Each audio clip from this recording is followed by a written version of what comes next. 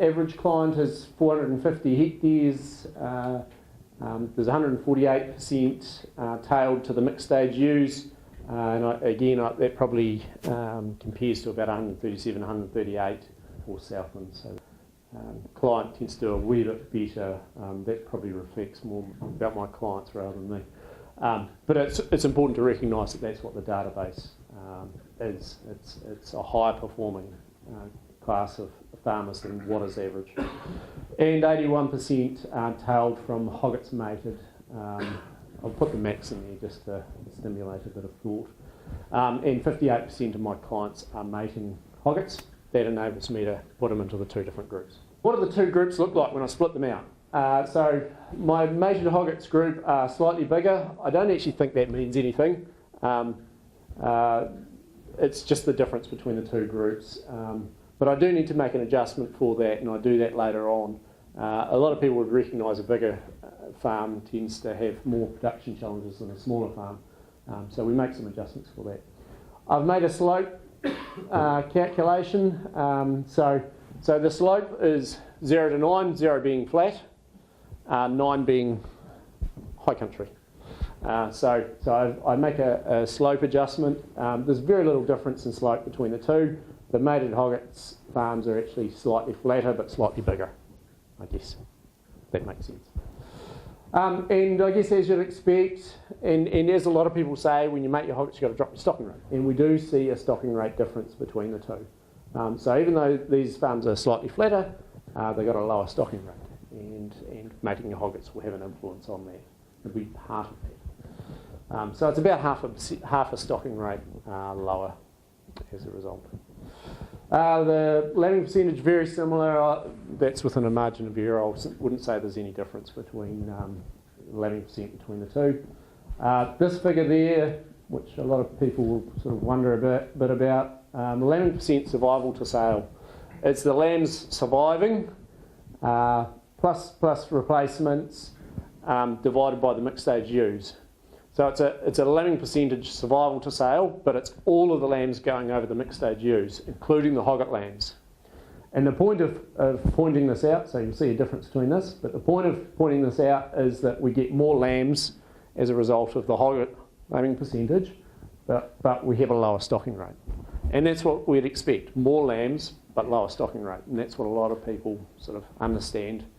And you know, there's an argument as to whether one offsets the other, and this analysis is an attempt to sort of nut that out. And as well, a lot of people say, oh, well, I need to carry more hoggets if I'm going to mate my hoggets, and we see that. So 26% replacement rate versus 31, and I guess a lot of people will kill a few dries, and so that's quite a typical scenario that you'll see as well. These mated weights are largely estimates.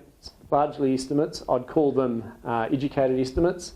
They are the odd one that I sometimes scratch my head and make the odd fudge factor adjustment in it. But by and large, I think they're pretty close to what reality is. And so the two groups, that's the client average is 73 this year, and the two groups are both the same, which is interesting.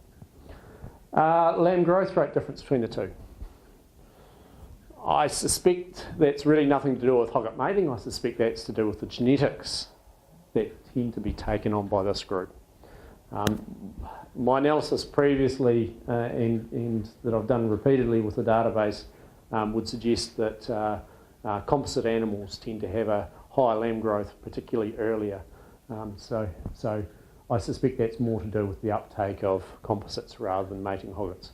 Because a lot of people would say, well, with hogget lambs, they tend to grow slower as a result of the genetics you might put over those hoggets. So what is the outcome? What's the outcome of the database? So the figure that I like to use is kilograms of lamb carcass per sheep hectare. And you can see there's a difference between the two of about 11 kilos. The two adjustments that we make for slope and scale that I talked about earlier, so we take a bit off for the slope. There's not much difference between slope between the two groups, but there is a difference in scale. Makes a difference of 19 kilos. If we multiply that by the average lamb value from the database this year, which is $5.29, we get $103 between the two groups. If you were to disagree with these two, you'd halve that. But there's some other factors that need to be considered in this because it's more than just productivity with a dollar figure multiplied to it. And a lot of people would say, well, if you go mating hoggets, you might tend to go more towards a composite and that'll impact your wool. So I've added a couple of fudge factors. One is a reduction in wool, but also a reduction in price, being $26. An increase in animal health costs, so we tend to have more animal health associated with hogget mating. And I've just said 20%. It's a bit of an ad hoc value, 20% increase in that. At $6 a stock unit, 11 stock units to the hectare is $13. So there's a reduction in $39. What I have not allowed for is culls in there. That's probably a bit of a weakness of the system. I suspect culls would actually be to the benefit of and I'm pretty sure the case, to mated hoggets. So we tend to carry more lambs, more replacements, and there's a few dries that get knocked off, but I think there's a higher replacement policy going in.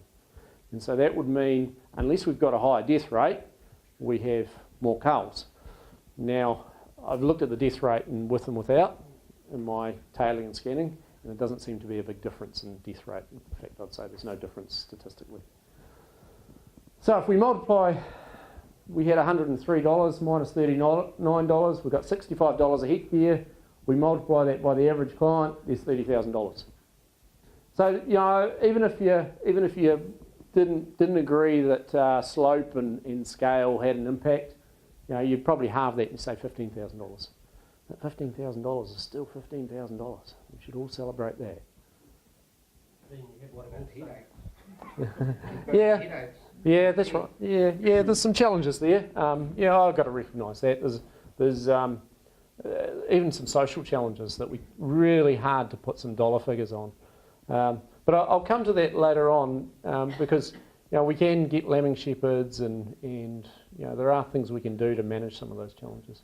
The idea of looking at it from a database point of view is that it's actually output from farms that's real output. So it takes into account a lot of those factors. Right, so what about a gross margin? So the idea of doing a gross margin is a lot of people say, well, hogget mating is a switch on, switch off scenario. It's a safety relief valve, as if I don't have enough feed in the autumn, I can mate fewer hoggets, or I can not do it at all. So it really helps us to understand the returns we're getting per unit of dry matter to decide how aggressive we should be switching on or off. How should we really be switching all of them off or some of them off? How much money are we making per unit of dry matter? So assumptions. I've tried to look at this gross margin in a reasonably tough way. A few of you will go, $50. Ugh. I've tried to be mean and say, this is a store lamb from a hogget. And if I do it in a very mean way and it still stacks up, then hopefully you're not thinking I'm trying to sugarcoat the concept and you understand. Now the other aspect, and I've considered it as we mate all of our hoggets but only for a short period of time so that the top 50% get in lamb, but they're successful at doing it. You get 100% out of that top 50%. So it is what I would call a 50% hogget lambing, but it's the top 50% having 100%.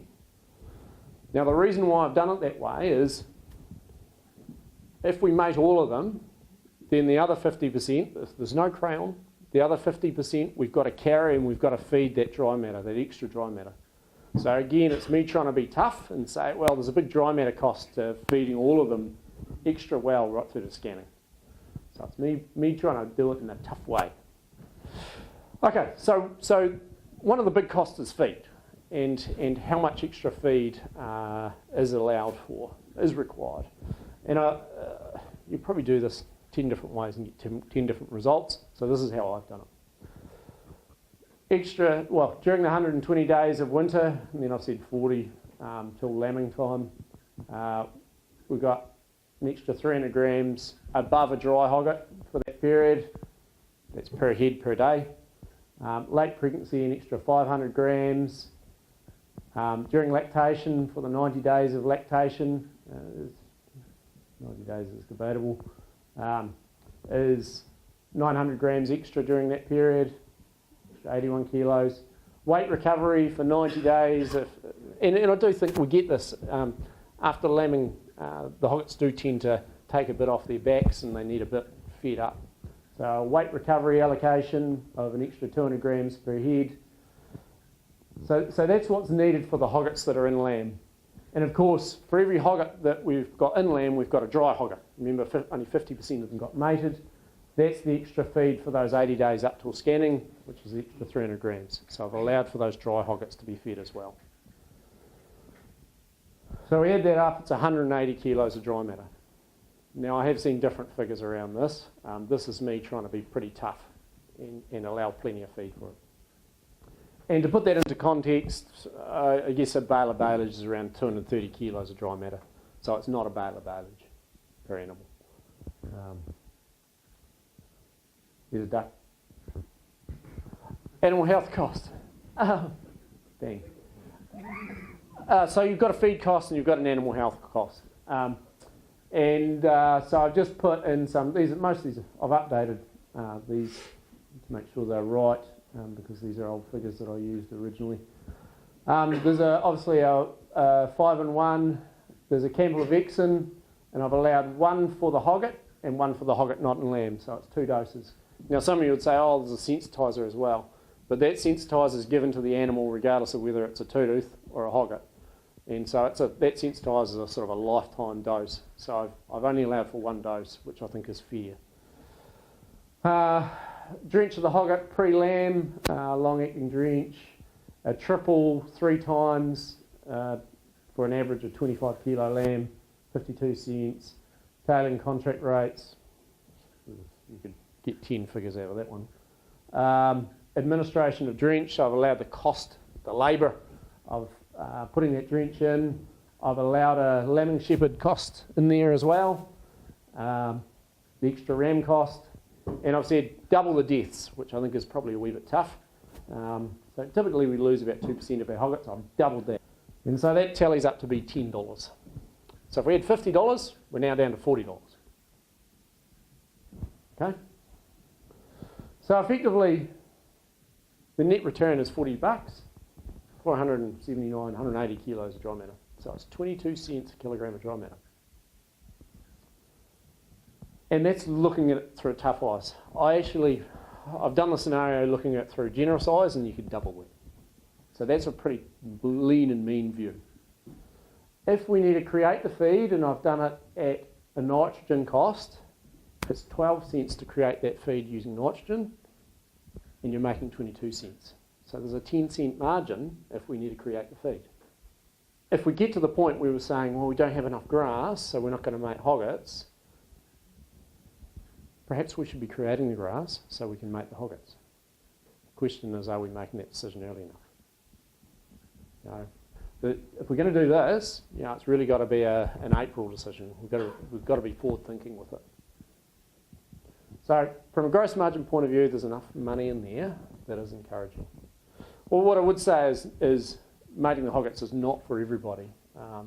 There's always a time and a place in your business performance, where perhaps that extra feed should be going to lighter ewes. And the gross margin for feeding lighter ewes is really good as well.